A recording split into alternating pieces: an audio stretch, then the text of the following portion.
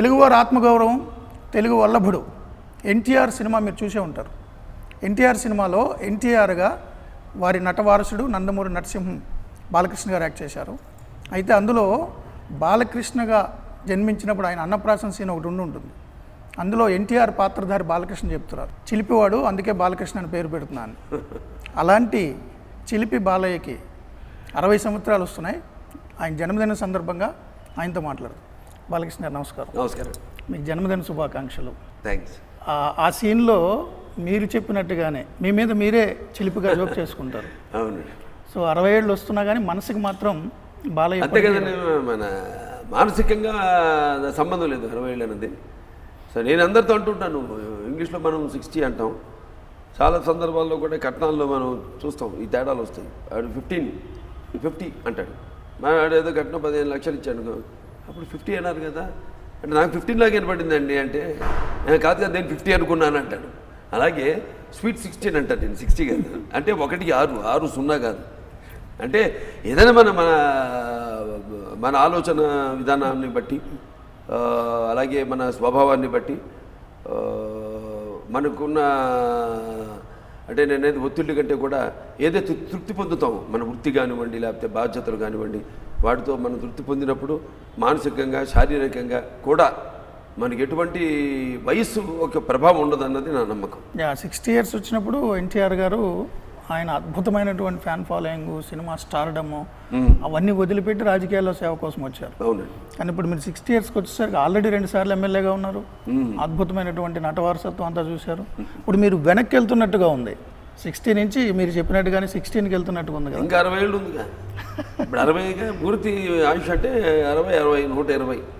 So ఇంకా 60 ఏళ్ళు ఉంది కాబట్టి సో మళ్ళీ నేను 16 సంవత్సరంలోకి అడుగు పెడుతున్నాను కాబట్టి 16, 1, 6, 16 కాబట్టి ఇంకా ఎంతో మంచి భవిష్యత్తు ఉంది.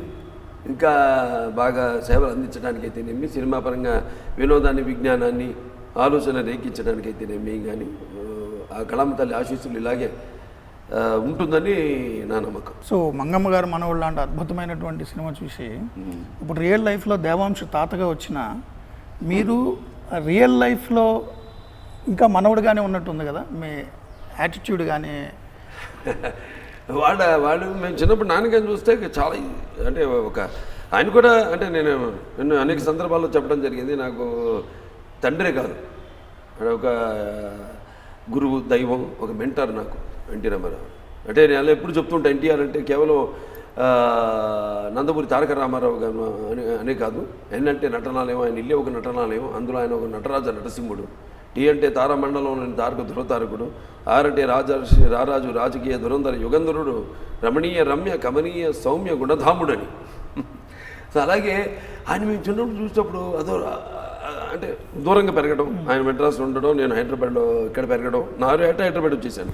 సో ఆయన ఒక వింతగా చూసేవాళ్ళం మేము, అంటే సినిమాలో హీరో, అరే సినిమాలో ఎన్టీ రామారావు మా ముందున్నాను అన్నట్టు ఇప్పుడు అందరూ ఎలా ఫీల్ అవుతారో అలా ఫీల్ అయ్యేవాళ్ళం మేము. సో ఆయన నవ్వు, ఆయన అంటే ఆయనకి ఎక్కువ క్యారెక్టర్స్లో జీవించేవారు, ఎక్కువగా నిజ జీవితంలో కంటే కూడా. ఎందుకంటే ఆయన ఎప్పుడు బిజీగా ఉండేవారు. పొద్దున 3ంటికి లేవడం అయితేనేమి, వెంటనే మేకప్ వేసేసుకోవడం, 5 గంటలకు తిరుపతి నుంచి అప్పుడు మెడ్రాస్లో ఉన్నప్పుడు యాత్రికులు రావడం ఆయన దర్శనం కోసమని, అటు ఆ దర్శనం అవ్వడం ఏంటి, మళ్ళీ 7ంటికి అని కాల్ షీటు, మరి డిసిప్లిను, పంక్చువాలిటీలో మారు పేరు, ఆవేశానికి మారు పేరు నందమూరి తారక రామారావు. సరే అలా పెరిగాము మేమంతా కూడా. ఆయన అలా చూస్తూ ఆయన నవ్వు ఏంటి, ఆయన బాడీ లాంగ్వేజ్ అయితేనేమి, ఆ ఉన్న తక్కువ ఇంటిమెసీలో.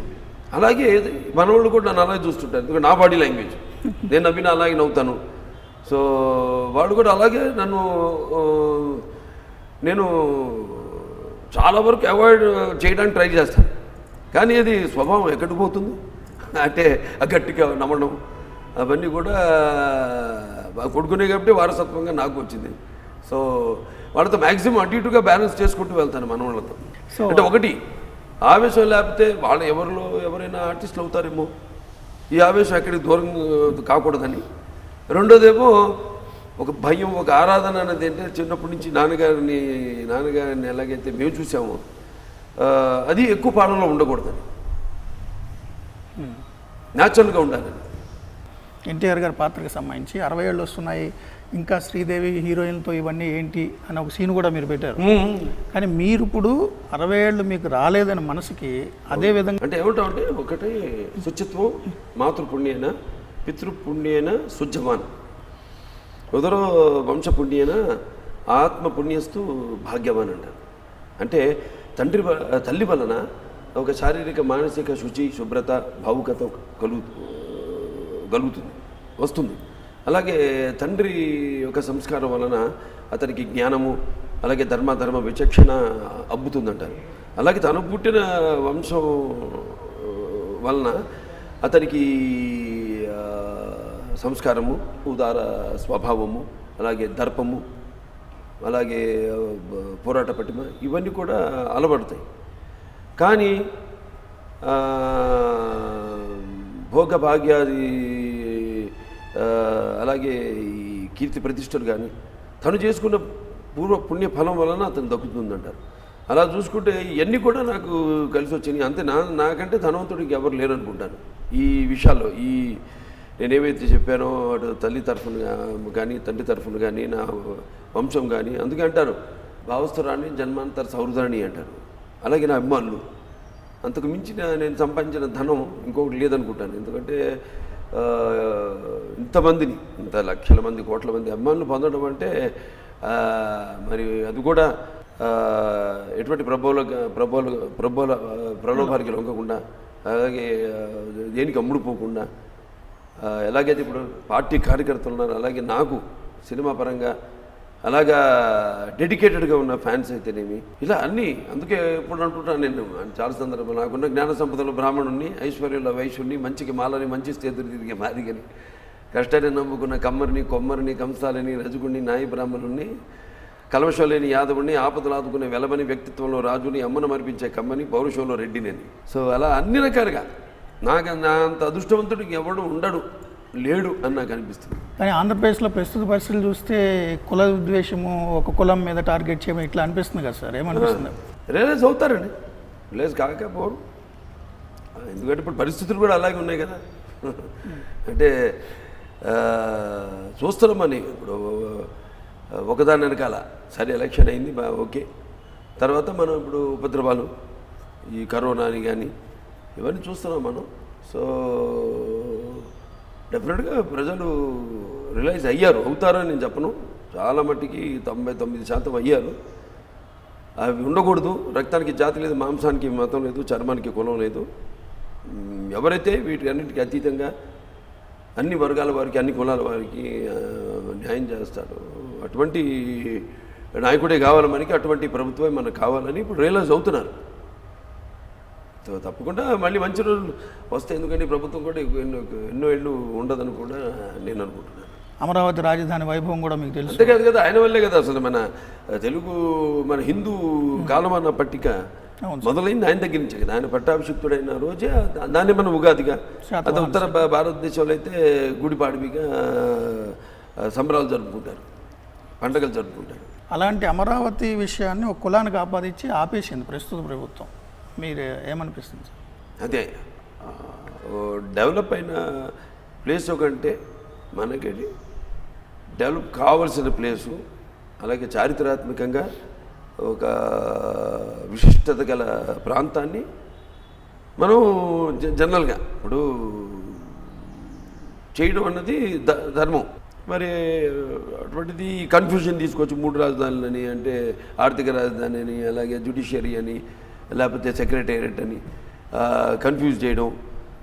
ఒక పద్యం ఉంది, గార్ధవమ్మనకేల కస్తూరి తిలకమ్మ మరకన్నమ్మనకేల మరజము శారదూలమ్మనకేల శుష్కర పూబంబు శోకరమ్మనకేల సూతబలంబు గుడ్లగోపకేల కొండలములు మహిషానికేల నిర్మలమైన వస్త్రములు బకసంతతికేల పంజనం అన్నట్టుంది ఇప్పుడు వీళ్ళు చేసే చేష్టలు కానీ ఇవన్నీ. సో చెప్పాను ఆల్రెడీ జనం రియలైజ్ అయ్యారు. సో డెఫినెట్గా నేను అన్నట్టే ఏదైనా మనం గొప్పగా చెప్పుకోవాల్సి ఒక కొత్తగా ఏర్పడ్డ రాష్ట్రం, ఎంతో చరిత్ర ఉన్న రాష్ట్రం. రామారావు రాజకీయాలు అడుగుపెట్టాక రామారావునే కాదు అంతకు ముందు నుంచి కూడా తెలుగు జాతికి ఒక గుర్తింపు తీసుకొచ్చింది రామారావు గారు. అంతకుముందు మరి మన ఎంతోమంది కూడా రాష్ట్రం కోసం అంటే ఉమ్మడి రాష్ట్రం కోసం అయితే పోరాడారో అలాగే బ్రిటిష్ వాళ్ళ గుండె ఎదురొడ్డారు అలాంటి చాలామంది ఉన్నారు. అండ్ ప్రత్యేకమైన గుర్తింపు తెలుగువారికి మద్రాసులో పిలువబడే తెలుగువారికి తీసుకొచ్చిన ఎన్టీ రామారావు గారు పుట్టిన గడ్డది. మరి ఇవాళ అటువంటి ఎంతో చారిత్రకమైన విశిష్ట గల ప్రాంతం దాన్ని మళ్ళీ తీసి ఇలా నిర్లక్ష్య ధోరణి చాలా బాధాకరం. అండ్ అది జరగదు కూడా నేను కూడా. అందుకేమో ఈ విపత్తులు ఇవన్నీ వస్తాయి. దేవుడు ఊరికేవుడు ఎప్పుడు ఏదో జరుగుతున్నప్పుడు ఏదో ఒక రూపంలో ఇప్పుడు అనుకుందాం ఇలా వచ్చి ఇంకా రాష్ట్రం పెట్టుబడులు పెట్టేవాడు ఎవరు రాలేదు, ఎవరు ముందుకు రావట్లేదు. అటువంటి తరుణంలో కూడా ఇది రావడం ఈ ఉపద్రవం అనేది చాలా బాధాకరం ఒక విషయంగా. కానీ ప్రభుత్వం కూడా అటువంటిది.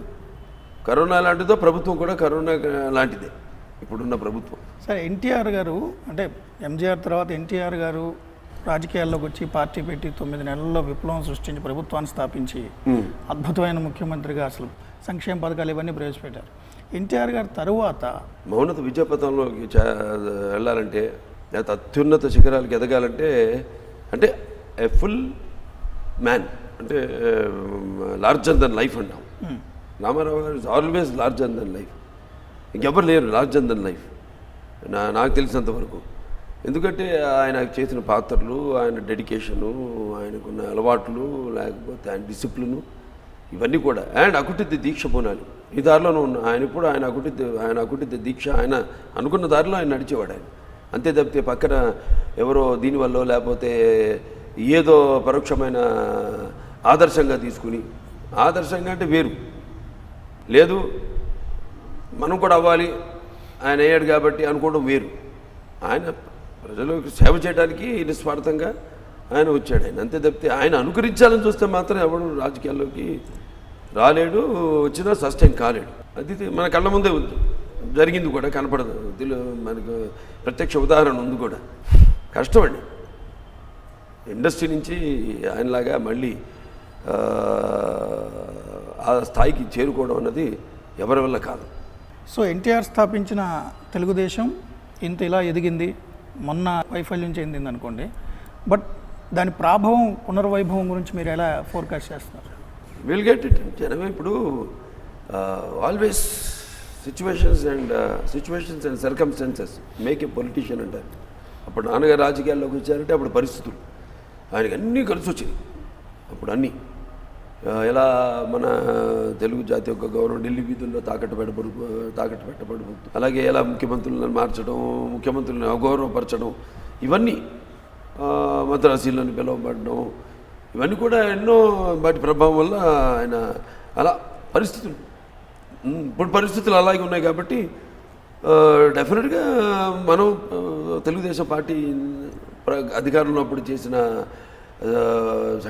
ఇచ్చిన సంక్షేమ పథకాలు అయితేనేమి, లేకపోతే చూపిన వివక్షత లేకుండా అందరికీ ఎలా సమాన దృష్టితో వాడికి న్యాయం చేసిందో ఇవాళ అందరూ అనుకుంటున్నారు. కాబట్టి తప్పకుండా పునర్వైపు ఆటోమేటిక్గా వచ్చేస్తుంది. పార్టీకి వచ్చింది కూడా ఇప్పుడు ఆల్రెడీ రియలైజ్ అవుతున్నారు. అండ్ ఎవరు భయపడాల్సిన అవసరం లేదు. మంచి ఉందిలే మంచి కాలం ముందు అన్నట్టు మనకి డెఫినెట్గా మంచి రోజులు రాబోతున్నాయి రాష్ట్రానికి తెలుగుదేశం పార్టీ. హిందూపురం మిమ్మల్ని సొంత బిడ్డగా ఓన్ చేసుకుందని అనుకోవాలా? అంతే. ప్రతికూల పరిస్థితుల్లో కూడా మెజారిటీ.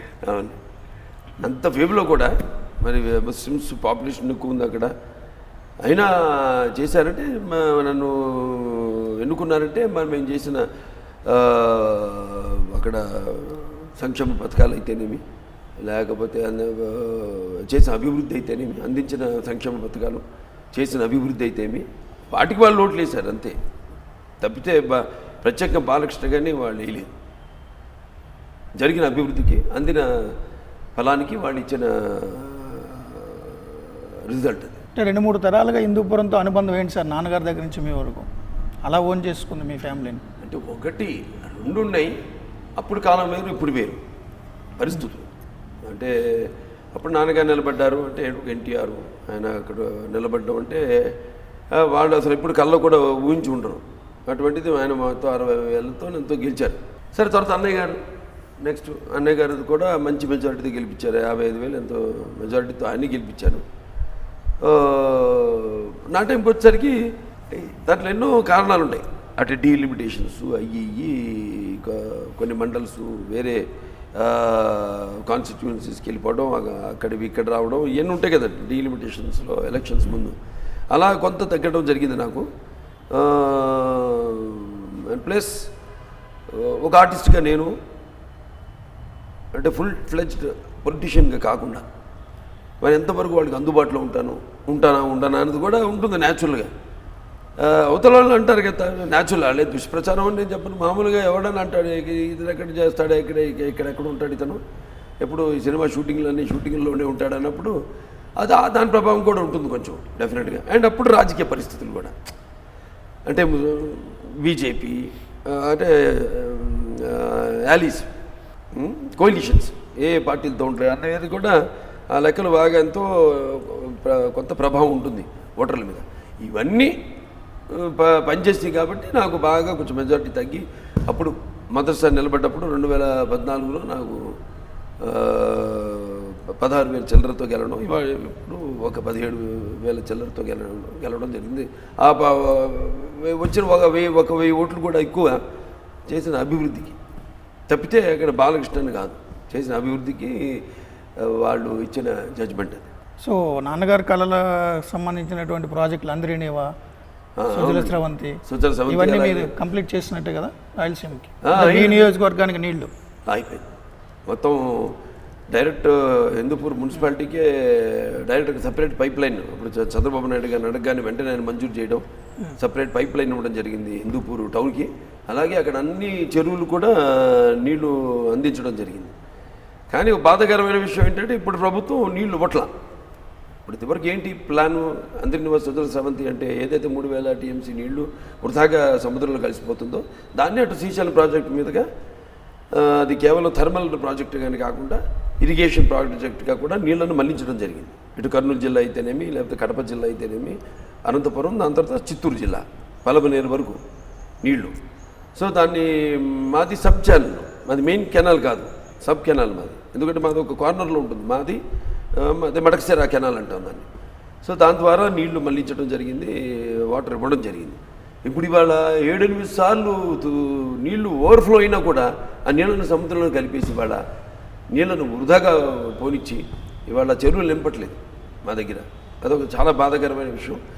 అది ఇవన్నీ కూడా పనిచేస్తే తప్పకుండా ఆల్రెడీ మాట్లాడుకుంటున్నారు అందరూ.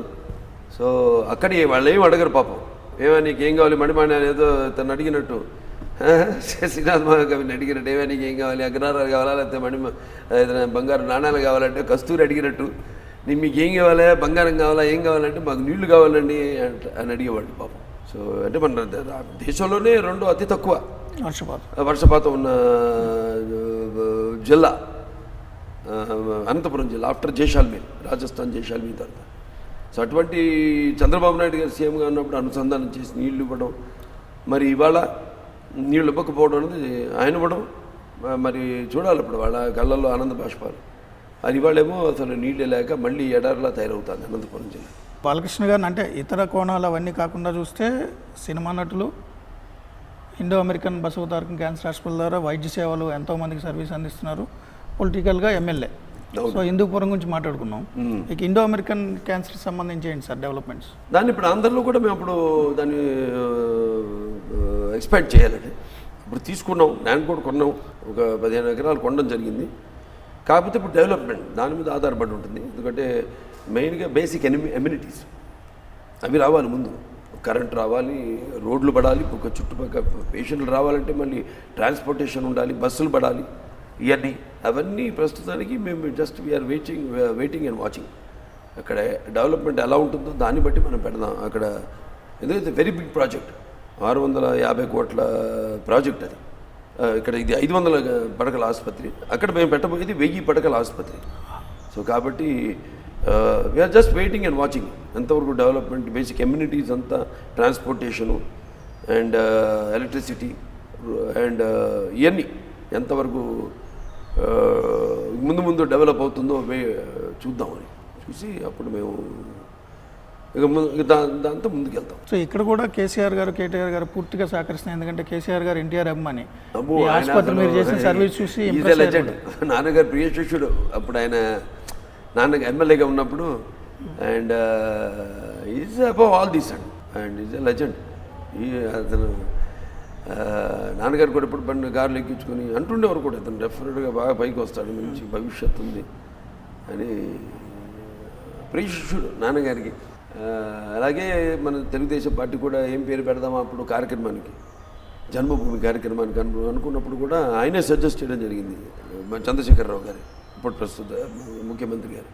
ఇట్లా జన్మభూమి అనే పేరు పెడితే బాగుంటుంది. సో మీ మీద కూడా పుత్రవాత్సల్యం అని అన్నారు. అదండి, చాలా నాన్నగారిన ఒక వాళ్ళ అబ్బాయికే నాన్నగారి పేరు పెట్టుకున్నాను. సో అటువంటిది ఫ్యామిలీ అన్న, అండ్ ఎస్పెషలీ ఫ్యామిలీ అండ్ ఒక ఆసుపత్రి నడుస్తున్న తీరు, ఎలా మేము సేవలు అందిస్తున్నామో వాటిలన్నిటి కూడా గుర్తించి, ఇప్పుడు ఎలా పేషెంట్స్ వాళ్ళ ఆసుపత్రికి వస్తున్నారు గుర్తించి మేము అందిస్తున్న సిబ్బంది కానీ, డాక్టర్లు కానీ, సిబ్బంది కానీ, అలాగే జరుగుతున్న మేము అందిస్తున్న సేవలను ఆయన కూడా గుర్తించి పూర్తిగా ఆయన సహాయ సహకారాలు ఎప్పుడు అందిస్తూ ఉన్నారు. హాస్పిటల్ చైర్మన్గా మా గైడెన్స్ అది, ఇప్పుడు మా బోర్డు మీటింగ్స్ ఉంటే దానికి డైరెక్షన్స్ ఇస్తూ ఉంటాం, ఎలా హాస్పిటల్ నడవాలనేది. ఇవన్నీ జనరల్గా అప్పుడప్పుడు వెళ్తుంటాను హాస్పిటల్ కూడా. అంటే జరుగుతూ ఉంటుంది అక్కడ regular process. And the weights ఇప్పుడు ఈ కరోనాలో కూడా అది ఒక్కటే బ్రహ్మాండంగా నడుస్తుంది ఆసుపత్రి. ఇప్పుడు హైదరాబాద్లో నిజంగా చెప్పాలంటే ఒక్క ఆసుపత్రి బ్రహ్మాండంగా, ఎందుకంటే పీపుల్ హ్యావ్ ఓన్డ్ ఇట్. అంటే వాళ్ళు దేవాలయం అంటే క్యాన్సర్ అనేది మానసికంగా ముందు మనిషిని సగం చంపేస్తుంది. అంటే మేము ఇంత పెట్టుకోగలుగుతామా, ఎంతో ఖర్చుతో కూడుకున్న వైద్యం. రెండోదేమో సిగ్గుతో కూడుకున్న వైద్యం. ఆడవాళ్ళు అనుకోండి బ్రెస్ట్ క్యాన్సర్ అది తిన్నప్పుడు కొంచెం ఉంటుంది జనరల్గా సిగ్గుతో. మూడోదేమో ట్రామా, ఎందుకులే ఖర్చు పెట్టి కూడా మనం బతకలేము అని. ఇప్పుడైతే ఇక్కడ మన క్యాన్సర్ హాస్పిటల్లోకి ఇక్కడికి వస్తారు, అడుగు పెట్టిన వెంటనే తక్షణం ఆయనకు ఒక, ఎలాగే నాన్నగారనే వారు సమాజం దేవాలయం ప్రజల దేవుళ్ళు, అందులో నేను ఒక అర్చకుండని, ఆ విధంగా ఆసుపత్రులు కూడా అలాగే అనుకుంటారు. వాళ్ళు ఒక్కసారి అడుగు పెట్టగానే సగం వాళ్ళ ట్రామా పోతుంది, సగం జబ్బు నయమైనట్టు. ఎన్నో కేసులు అసలు అది వీళ్ళు బతకరు అన్న కేసుల్ని మేము మళ్ళీ వాళ్ళందరినీ రివైవ్ చేయడం జరిగింది. వాళ్ళు హ్యాపీగా బ్రహ్మాండంగా ఇప్పుడు సమాజంలో జీవిస్తున్నారు సంతోషంగా, ఆరోగ్యంగా. కరోనా ఎఫెక్ట్ వల్ల మొత్తం అన్ని రంగాల మీద ఎఫెక్ట్ పడింది సార్. అంత చాలా కరోనాకు ముందు కరోనా తర్వాత మారిపోయింది అందరిది. అవునండి. సో ఇప్పుడు సినిమా ఇండస్ట్రీ కూడా షూటింగ్స్ మొదలవ్వా, థియేటర్లు ఇంకెన్నేళ్ళు పడుతుందో అన్నట్టుగా ఉంది. సో మీ సినిమా షూటింగ్ ఎప్పుడు మళ్ళీ రీషెడ్యూల్ చేయొచ్చు సార్? నేను చెప్పలేనండి, ఇప్పుడు లేట్ అవుతుంది. ఎందుకంటే సరే వేరే వృత్తులు వేరండి, అది కొంచెం అడ్జస్ట్ చేసుకోవచ్చు. ఇప్పుడు ఒక ఐటీ ఉందంటే ఏదో క్యూబికల్స్ అవి ఇవి సోషల్ డిస్టెన్స్ అది అట్లా పెట్టుకుని చేసుకోవచ్చు. సినిమా అలాంటిది కాదు, సినిమా తక్కువ సిబ్బందితో చేసుకుంటాం, చెయ్యాలి, తక్కువ సిబ్బందితో చేసుకోవాలి. చూద్దాం మరి రేపు గవర్నమెంట్ని కూడా కలిశారు కదా ఆర్టిస్టులు, వెళ్ళి ఆర్టిస్టులు కదా ఆర్టిస్టు. సో చూద్దాం ఎంతవరకు ఏమి డిసిషన్ తీసుకుంటుందో గవర్నమెంట్, ఇండస్ట్రీ ఏం డిసిషన్ తీసుకుంటుందో అనేది. మనకు కూడా ఇక్కడ మీటింగ్ జరిగిందన్నారు, film chamber of commerce meeting జరిగిందన్నారు. చూద్దాం ఏ నిర్ణయం తీసుకుంటుంది. నేను దానికి పట్టించుకోవట్లేదు, ఎందుకంటే ఎక్కువ పట్టించుకున్న కొద్దీ తొందరపడి మనం తొందర వల్ల పెడితే అది దేనికి దారి తీస్తుందో అనేది ఒకటి. అలాగే మనం చూస్తే ఎంతోమంది ఆధారపడి ఉన్నారు దీని మీద, రోజు కూడా గడవని పరిస్థితుల్లో కార్ డ్రైవర్లు అయితేనేమి, లైట్ బాయ్లు అయితేనేమి, ప్రొడక్షన్ బాయ్స్ అయితేనేమి, వీళ్ళంతా ఉన్నారు. వాళ్ళ గురించి కూడా ఆలోచించాలి. బట్ ఆలోచించి ఎంతవరకు ఏంటి అన్నది ఇంకా ఫుల్ ఫ్లెడ్జెడ్గా దాని గురించి ఒక టోటల్ ఇండస్ట్రీ డిస్కషన్ జరగలేదు నాకు తెలిసి. త్వరలో పెడతారనుకుంటున్నాను, పెడితే డిసిషన్ తీసుకుంటాం ఏం చేద్దామని. ఎందుకంటే మెయిన్గా ఏంటంటే ఇండస్ట్రీ నుంచే గవర్నమెంట్ కూడా బాగా లాభాలు వచ్చాయి, అంటే ట్యాక్స్ రూపంలో ఎక్కువ ఇండస్ట్రీ ఈజ్ కాంట్రిబ్యూటింగ్. సో అటువంటి ఇండస్ట్రీ డెఫినెట్గా గవర్నమెంట్ తొందరగానే స్టార్ట్ చేయాలని వాళ్ళకి ఉంటుంది. షూటింగ్లు స్టార్ట్ చేయాలి వాళ్ళు, తొందరగా సినిమాలు విడుదల చేయాలని. బట్ విడుదలైన తర్వాత ఎంతమంది కూర్చుంటారు థియేటర్లో, ఏంటి ఓ 2 కుర్చీలు వదిలేసి ఒక మనిషికి గ్యాప్ ఇచ్చి కూర్చోబెడతారా ఏంటి, ఇవన్నీ చాలా ఉన్నాయి. As just wait and watch ఏంటి కరోనా అనేది. ఇక్కడ కరోనా అనేది it's not an ordinary virus. మిగతా వాటిలో అది అసలు లివింగ్ ఆర్గనిజమే కాదు, అది it is just a single strand. అది డబుల్ అట్లా స్టాండ్, మల్టీ స్టాండ్ అయితే ఈజీ దాన్ని నివారించడం. సింగిల్ స్టాండ్ అయ్యేసరికి మారుతూ ఉంటుంది, అది మనిషితో ఆడుకుంటుంది అన్నమాట. ఇప్పుడు చాలా కష్టం. It's protein, its molecular protein మాట అది. సో ఎప్పుడన్నా అది మనిషితో కాంటాక్ట్లో వచ్చినప్పుడు ఈ జలుబుతోనో లేకపోతే నిమోనియాతోనో అది బాగా మ్యూటేట్ అవుతుంది, అగ్రెసివ్ అయ్యి మల్టిప్లై అవుతుంది. అండ్ ఇప్పుడు మనకు రాబోతున్న సీజన్స్ కూడా ఇప్పుడు మళ్ళీ అది చలికాలంలో ఎక్కువ బతుకుతుంది, ఎండాకాలంలోనే ఎక్కువ టెంపరేచర్ ఉంటే కంట్రోల్ కాగలుగుతుంది. ఇప్పుడు రాబోయేది వర్షాకాలం తర్వాత మళ్ళీ శీతాకాలం. That just wait and watch. Movie artist association అధ్యక్షులు నరేష్ గారు కూడా అన్నారు, మమ్మల్ని పిలవలేదు అసలు, మేము పిలిచేది ఏంటని. ఇవాళ మళ్ళీ ఏదో ఆంధ్ర గవర్నమెంట్ పిలుస్తుంది అంటున్నాం. ఏంటంటే ఫిల్మ్ డెవలప్మెంట్ గురించి అన్నారు. లేదా ఫిల్మ్ డెవలప్మెంట్ ఇప్పుడు అవసరం ఏంటి? ఇప్పుడు కరోనా పెట్టుకుని థియేటర్లు ఎప్పుడు తెలుస్తాం తెలియదు మనకి, లేకపోతే సినిమా షూటింగ్ ఎప్పుడు మొదలు పెడతాం, వాటి గురించి మనం డిస్కస్ చేసుకోవాలి. కానీ ఇప్పుడు ఫిలిం ఇండస్ట్రీ ఆంధ్రప్రదేశ్లో మనం దాని గురించి ఆలోచించవలసిన అవసరం లేదు, అంత అవసరం లేదు. ఎందుకో ఈ అడవుడు ఏమిటో నాకేం అర్థం కావట్లా. అదే 9వ తారీఖున ముఖ్యమంత్రిని, ఆంధ్రప్రదేశ్ ముఖ్యమంత్రిని కలవడానికి వెళ్తున్నానని వార్తలు వచ్చినాయి. అవును, అది మీకు ఇన్ఫర్మేషన్ ఉందా సార్? నాకు లేదండి, వచ్చింది అది వేరే ఎవరితోనో, వేరే ఎవరో చెప్పడం జరిగింది, కానీ మెయిన్ సోర్స్ నుంచి రాలేదు, నేను రానని చెప్పాను. అంటే మీరు మామూలుగా ఇతర విషయాల్లో జోక్యం చేసుకోరు, అవసరం లేని విషయాల్లో, కానీ అందరితో స్నేహభావంగా ఉంటారు, చాలా స్నేహంగా ఉంటారు అవసరమైనప్పుడు. బట్ ఎందుకు ఇట్లా గ్యాప్ వచ్చింది అనుకోవాలి? గ్యాప్ అంటే ఇండస్ట్రీ కోసమే కదండి, ఇండస్ట్రీ కోసం. ఒకటి give respect and take respect మొదటిది. రెండోది ఇండస్ట్రీ కోసం, నిజంగా ఇండస్ట్రీ కోసం అయితే 100% నన్ను పిలవకపోయినా నేను ఎప్పుడు ముందుంటాను గ్యారెంటీగా. ఇది ఎంతకాలం ఈ కరోనా ఇంకా ముందు ఎక్స్టెండ్ అయినా కూడా నేను డెఫినెట్గా ఎప్పుడు ఇండస్ట్రీని నేను ఆదుకుంటాను. ఎన్నో సందర్భాలు ఆదుకోవడం జరిగింది. ఎన్నో ప్రాంతాలు నాన్నగారు నేషనల్ డిఫెన్స్ ఫండ్ అయితేనేమి, లేకపోతే ఈ మన రాయలసీమ క్షామ నివారణ కోసం అయితేనేమి, వీటిలాంటి కోసం చేశారు. అలాగే నేను ఎప్పుడు ఇండస్ట్రీకి డెఫినెట్గా నా పర్సనల్గా నేను ఆదుకుంటాను. ఒక మాట మాట్లాడి భూకంపం సృష్టించారు ఈ ఇండస్ట్రీకి సంబంధించి, ఆ సర్దు మనకి అంటారా? లేదండి, సర్దు మనగల. ఇప్పుడు మళ్ళీ ఆంధ్రాకి ఇదేంటి అవసరం? ఇప్పుడు ఆంధ్రాకి వెళ్ళాల్సిన అవసరం డెవలప్మెంట్ కోసం ఇంత హుటాహుటిగా. ముందు కరోనా గురించి ఇక్కడ థియేటర్లే తెరవాలి, మనం మళ్ళీ షూటింగ్లు మొదలు పెట్టాలి, వాటి గురించి ఆలోచించాలి. కానీ ఫిల్మ్ డెవలప్మెంట్ కోసం అంటే ఏంటి అసలు? ఈ టైంలో ఏం చేస్తారు ఫిల్మ్ డెవలప్మెంట్? వెళ్ళి ఇప్పుడు ఏం చేస్తారు? అక్కడ కూర్చుని వాడు కట్టుకోవాలన్నా స్టూడియోలు కన్స్ట్రక్ట్ చేయడానికి కూడా కూలోళ్ళు రారు బయటికి కరోనా పరిస్థితుల్లో, లేకపోతే గవర్నమెంట్ పెట్టిన రెస్ట్రిక్షన్స్ ప్రకారంగా. అంటే రియల్ సినిమా అభివృద్ధి కోసం కాకుండా స్టూడియోలు లేకపోతే వ్యక్తిగత సెల్ఫ్ సెంటర్డ్ స్టూడియోల నిర్మాణము, భూములు ఇలాంటి వాటి కోసమే వెళ్ళి ఉండొచ్చు అని కొంతమంది. సో మరి రియల్ ఇండస్ట్రీ గురించి కష్టపడేది ఎవరు సార్? ఇప్పుడు అవకాశం ఉందా, లేకపోతే దాని అంతటా అదే గ్రో అవ్వచ్చు అంటారా? లేదండి, ఇలా వెళ్తే ఎప్పుడు కష్టపడలేదు అన్నారు. ఎప్పుడు దాని గురించి ఇప్పుడు మినిస్టర్ గారు దాని గురించి మాట్లాడుతున్నారు నాతో జరిగిన. అవును సార్, శ్రీనివాస్ యాదవ్ గారు అన్నారు. ఇక్కడ ఒక ఫోన్ లేదు, ఏమి లేదు. నాకెవరో ఫోన్ చేస్తా అన్నారు విజయవాడకు రావడానికి, ఎక్కడ ఫోన్ లేదు. ఏం జరుగుతుంది? ఓపెన్ అంటే ఎలా బరిదెగించారంటే యథారాజా తథా ప్రజ అన్నట్టు ప్రజల్ని అంత చులకనగా చూస్తున్నారు. అది నా బాధ. సో ఏదైనా ప్రభుత్వ విషయంలో కానివ్వండి, ఇండస్ట్రీ విషయంలో కానివ్వండి, జరుగుతున్న పరిణామాలకి ఇండస్ట్రీకి సంబంధించి ఇండస్ట్రీ నుంచి ఒక విప్లవం రావాలి. విప్లవం అంటే ఈ సో కాల్డ్ పెద్ద లీడర్లు వీళ్ళు కాదు, ఎవరైతే నేను చెప్పానో ద అదర్ క్రాఫ్ట్స్ వాళ్ళలోంచి రావాలి. అలాగే సమాజంలోంచి ప్రభుత్వానికి వ్యతిరేకంగా ఒక విప్లవం రావాలి. అప్పుడే రాష్ట్రం కానీ ఈ చలనచిత్ర పరిశ్రమ కానీ ఈ రెండు బాగుపడవు.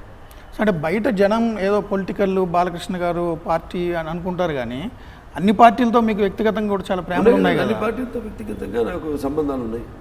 బాలకృష్ణ గారు ఈ పార్టీ కదా, ఈ పార్టీ మొత్తానికి కీ పర్సన్ కదా, సో ఆ ప్రభుత్వం దగ్గర ఈ ప్రభుత్వం దగ్గర ఇబ్బంది వస్తుందేమో అనే అనుమానంతో వాళ్ళు పిలవట్లేదని అనుకుంటున్నారా, లేకపోతే కావాలని అని అంటారు? కావాలని అట్లా అలా కాదు, కావాలని. ప్రభుత్వ పరంగా, సినిమా ఇండస్ట్రీ పరంగా మీరేం కోరుకుంటున్నారు? మీ రోల్ ఏంటి?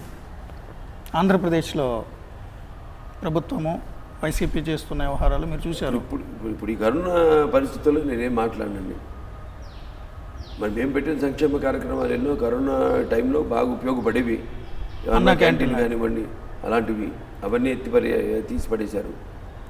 ఈ కరోనా విషయంలో ప్రస్తుతం ఒకటే మాట్లాడితే కరోనా గురించే మాట్లాడతాను తప్పితే మిగతా ఏ విషయాలు మాట్లాడడం ఇప్పుడు అనవసరం కూడా. ఎందుకంటే కరోనా అనేది ప్రభుత్వం తీసుకోవాల్సిన ఇచ్చిన సూచనలు సలహాలు ప్రజలు పాటించాలి. సోషల్ డిస్టెన్స్ అయితేనేమి ఇవన్నీ కూడా తప్పదు.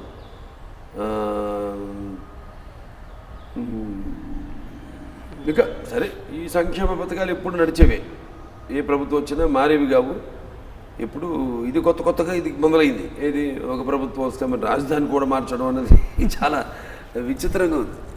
అనుకున్న రాజధాని అక్కడే అటెండ్ అయ్యి వీళ్ళు అసెంబ్లీ కూడా అటెండ్ అయ్యి వాళ్ళ రాజధాని మార్చడం చాలా విడ్డూరంగా చాలా హాస్యాస్పదంగా ఉంది. సో ఇప్పుడు కరోనా పరిస్థితుల్లో ప్రస్తుతం మనం కరోనా గురించి ఆలోచించాలి, కరోనా గురించే మనం మాట్లాడుకోవాలి, కరోనా నివారణ గురించి మనం ప్రయత్నించాలి. ఇండస్ట్రీకి సంబంధించి చూస్తే ఇప్పుడు బోయపాటి గారి సినిమా కరోనాకు ముందు కొద్ది రోజులు షూట్ చేసి ఆపేశారా సార్? అది స్టార్ట్ అయిందా లేదా? చేసాడు, 1 వీక్ చేసాం. సో నెక్స్ట్ ప్రాజెక్ట్ మొత్తం ఫోకస్ అంతా బోయపాటి గారి సినిమా మీదనా? అట్ స్ట్రెచ్ ఫినిష్ చేయాలి ఆ పిక్చర్. ఎందుకంటే గెటప్లు ఇవన్నీ ఉన్నాయి దాంట్లో. సో కాబట్టి అట్ స్ట్రెచ్ ఫినిష్ చేయాలి ఆ పిక్చర్. అంటే సోషల్ మీడియాలో ఒక వార్త వచ్చింది, ఎంతవరకు నిజమో తెలియదు కానీ మలయాళంలో హిట్ అయినటువంటి అద్భుతమైన సినిమాని బాలకృష్ణ గారు చూశారు, చేయబోతున్నారు, సూపర్ డూపర్ అయిపోతుందని ఏదో సంథింగ్ వెబ్సైట్లో చూసా. లేదు అదేదో పేరు నాకు గుర్తులేదు. పిక్చర్ నేను ఇప్పటిదాకా ఒప్పుకోలేదు. ఎందుకంటే ఎలాగ ముందు ఈ పిక్చర్ ఫినిష్ చేయాలి. సరే ఇంకో పిక్చర్ కూడా అంటారా, సబ్జెక్ట్స్ ఇంతవరకు ఓకే కాదు. అది నా మలయాళం పిక్చర్ అదేం లేదు. వెబ్సైట్లో రాశారు బాలకృష్ణ విశ్వరూపం చూపించిపోతున్నారు, అది ఇదే సంథింగ్. లేదు ఆ మలయాళం పిక్చర్ చేయట్లేదు. సో మిగిలిన కథలు వింటున్నారు బోయపాటి గారిది కాక? వింటూ ఉంటాను. జానపదం, పౌరాణికం, సామాజికం మొత్తం అన్ని మీ నాన్నగారు చేసిన అన్ని షేడ్స్ మీరు కూడా చేశారు. భైరవ దీపం లాంటి జానపదం కానీ లేకపోతే కృష్ణుడు అన్నీ చేశారు. ఎన్టీఆర్ సినిమాలో అయితే ఇంక మొత్తం అన్నీ చూపించారు అనుకోండి. బట్ నేను ఈ పాత్ర చేస్తే బాగుంటుంది అనిపించే లాంటిది ఏమైనా డ్రీమ్ రోల్స్ ఉన్నాయా? చెంగీస్ ఖాన్ ఒకటి ఉందండి, అదో క్యారెక్టర్ చేయాలని ఉండింది నాకు. దాని తర్వాత అదేది మన గోన కన్నారెడ్డి ఒకటి ఉండింది ఒకప్పుడు.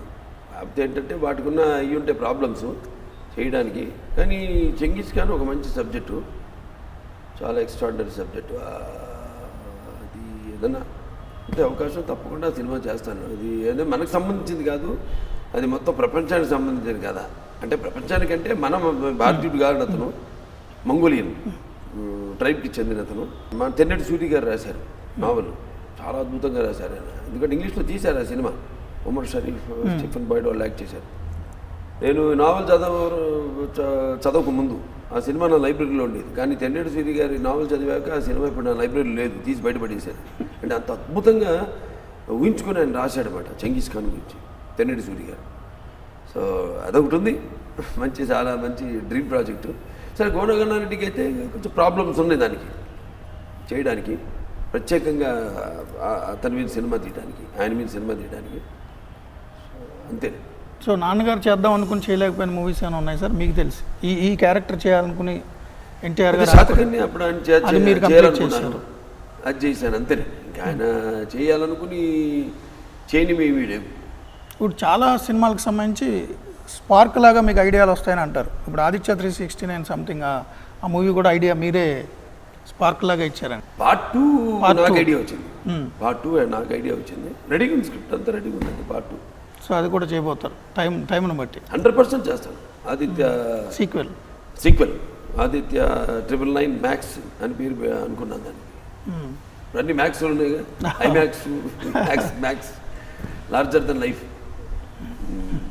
సో ఆదిత్య అది సీక్వెల్ ప్లాన్లో ఉంది, కుదిరినప్పుడు చేస్తారు. ప్రస్తుతం ట్రెండ్ ఓటీటీ ప్లాట్ఫామ్ అంటున్నారు. అంటే సినిమా థియేటర్ అనేది కాకుండా కొన్ని సినిమాలు థియేటర్లోనే ఉండొచ్చు, కానీ ఇప్పుడు ఓటీటీ ప్లాట్ఫామ్ ఎక్కువైపోయింది, ఇంట్లోకే సినిమా అనేది. నెట్ఫ్లిక్స్, అమెజాన్ ప్రైమ్లో మనం చూస్తున్నాం కదా. అవునండి. సో అవి మీరు ఫాలో అవుతారా సార్? చూస్తారేమన్నా? చూస్తుంటాను, నెట్ఫ్లిక్స్, అమెజాన్ సినిమాలన్నీ చూస్తుంటాను. అండ్ డెఫినెట్గా ఫ్యూచర్ ఇస్ ఓటీటీ ప్లాట్ఫామ్ డెఫినెట్గా. కాకపోతే మన దగ్గర అంత ఇదికి వెళ్ళదు, ఎందుకంటే మన ముందు మాస్ ఆడియన్స్ ఎక్కువ మనకి. అంటే మనవాడు సినిమా అంటే ఎస్పెషల్ నాలాంటి సినిమా, నేను చేసే సినిమాలు డెఫినెట్గా వాళ్ళ థియేటర్లో చూసి ఆనందించే పద్ధతి విధానం అది వేరు. అది ఇళ్లలో కూర్చుని అంటే everyone can't afford also for so and ఆనందం వెర్రి ఆ థియేటర్లో చూస్తూ ఆ పాటలకి ఫైట్లకి ఏళ్ళలో డైలాగులకి ఏళ్ళలో వేస్తూ చప్పట్లు కొడుతూ సో అది ఆనందం అది అది ఇక్కడ రాదుగా. సో డెఫినెట్గా మీరు అన్నారు కదా కొన్ని థియేటర్లో కొన్ని ఎక్కువగా ఇదని ఆ కొన్నిలో నా సినిమాలు డెఫినెట్గా థియేటర్లోనే చూస్తారు audience. They don't prefer to see with the family. వాళ్ళు హ్యాపీగా థియేటర్కి వెళ్ళి డబ్బులు ఇసురుతూ కాగితాలు మాస్ ఇమేజ్ మీ నుంచి అదే కోరుకుంటారు. అవునవును. కానీ అంత ఇమేజ్ చట్టంలో మీరున్న అభిమానులు అప్సెట్ చేయకుండా అభిమానుల కోసమే మీరు పాత్రలో ఒదిగిన భైరుద్వీపంలో కురుపు లాంటి పాత్ర కూడా చేశారు కదా. అవునండి. అంటే పాత్రను బట్టి మీరు డిసైడ్ చేస్తారనా? అంటే ధైర్యమే అది. నాన్నగారు ఉన్నారు మంచి వయసులో ఉన్నప్పుడు ఆయన ఒక భీష్ముడి పాత్ర చేయడం ఏంటి, లేకపోతే రాజు పేదలో ఒక డీగ్లామరైజ్డ్ క్యారెక్టర్ చేయడం ఏంటండి. అటువంటివి ఎన్నో ప్రయోగాలు చేశారు ఆయన. చేసి అన్ని బ్రహ్మాండంగా అండి ఈ సినిమాలు. సో ఆయన ఇన్స్పిరేషన్ నాకు. ఏదన్నా ఒక ధైర్యం, నమ్మకం, అవతల వాళ్ళ మీద నమ్మకం. ఇప్పుడు ఇంత గ్లామర్ హీరోని పెట్టుకుని వాళ్ళు అలాగే ఆ గెటప్లో చూపిస్తారన్నప్పుడు సో వాళ్ళకు కూడా ధైర్యం ఉండాలి కదా, లేకపోతే వాళ్ళు ఎందుకు చేస్తారు. సో అలాగే నేను ఒక మంచి ఐడియా చెప్పాను. ఆ పిక్చర్ ఆ క్యారెక్టర్ చేసేటప్పుడు ఇది బయటికి రానివ్వకండి ఈ గెటప్. నన్ను యూజువల్గా ఏంటి పబ్లిసిటీ కోసమో లేకపోతే బిజినెస్ కోసమో దాన్ని బయటికి తీసుకురావడం, గెటప్ని పబ్లిష్ చేయడం, గెటప్ని ఇదంతా జరుగుతుంది. నేను మాత్రం చెప్పాను మీది ఈ గెటప్ని బయటికి రానివ్వకండి, బయటకు వచ్చిందో దీని మీద ఎక్స్పెక్టేషన్ పడిపోతుంది. అలా చేశారు వాళ్ళు. సో ఫస్ట్ టైం థియేటర్ చూసినప్పుడు ఆ thrill, so that paid of. బ్రహ్మాండంగా పిక్చర్ సక్సెస్ అవ్వడానికి, నాకు మంచి పేరు రావడానికి అలా గెటప్ని దాచి ఉంచడం ఎంతో ఉపయోగపడింది. ఇప్పుడు మీకున్న ఇమేజ్ దృష్టిలో పెట్టుకుని ఓటీటీకి మీరు కష్టం, ఫ్యాన్స్ యాక్సెప్ట్ చేయరేమో కదా. నన్ను యాక్సెప్ట్ చేయరు. ఎందుకంటే ఇప్పుడు రేరుగానే క్లాస్ పిక్చర్ వస్తుంది నాకు. మిగతా అన్నీ అంటే క్లాస్ అని కాదు, ఇప్పుడు మాస్ అనే కాదు. ఇప్పుడు సమరసింహుడు ఉంది, నరసింహనాయుడు ఉంది, లేకపోతే వంశానికి ఒక్కడు ఉండి వంశధారకుడు ఉంది. ఇవన్నీ అన్నీ మా టోటల్ మాసే కాదుగా. కానీ పిక్చర్స్కు బ్రహ్మాండంగా అండి. అన్నీ మా నాన్నగారి గురించి ఎలాగైతే నేను అన్నాను లార్జర్ దెన్ లైఫ్ అని, అంటే we are not actors but we are stars. స్టార్స్కి యాక్టర్స్కి అదే తేడా ఉంటుంది. So I'm a star. నన్ను థియేటర్లో చూడడానికి ఇష్టపడతాను ప్రేక్షకులు. సార్ ఎన్టీఆర్ గారు చేసిన అద్భుతమైన క్లాసిక్స్ ఉన్నాయి కదా, మాయాబజారు, గుండం కదా, ఇలాంటి నర్తనశాల మొదలుపెట్టా కదా 2003లో మొదలుపెట్టి సరే అనుకోకుండా పిక్చరు సౌందర్య గారు పోవడం, దాంతో నాకు కరెక్ట్ రిప్లేస్మెంట్ ఎవరు దొరకలేదు. ఎందుకంటే ఆర్టిస్టు చాలా ఇంపార్టెంట్. అవును సార్. ఒక క్యారెక్టర్కి ఒక ఆర్టిస్టు క్యాస్టింగ్ చాలా ఇంపార్టెంట్, సూట్ అవ్వాలి. నేను రైతుల సినిమా అనుకున్నాను, అమితాబ్ బచ్చన్ గారు అనుకున్నాను. తర్వాత ఆయన సమాధానం చెప్పలేదు, ఆ సినిమాని తీసి పక్కన పెట్టేశాను. ఎక్స్ట్రాడినరీ సబ్జెక్ట్ అది. అలాగే నర్తనశాల ఎందుకు అనుకున్నానంటే అప్పుడు ఇందాక మీరు అడిగారు మీకు చేయాలన్న పాత్రలు ఏమైనా ఉన్నాయని. ఇది ఈ సినిమా గురించి ఎందుకు చెప్పలేదంటే సరే నాన్నగారు చేస్తున్న సినిమా కాబట్టి. అంటే కేసుకుడికి గెటప్లోకి ఇంకా వెళ్ళా. అర్జునుడి క్యారెక్టర్ షూట్ చేసాం ఓ 2 సీన్లు.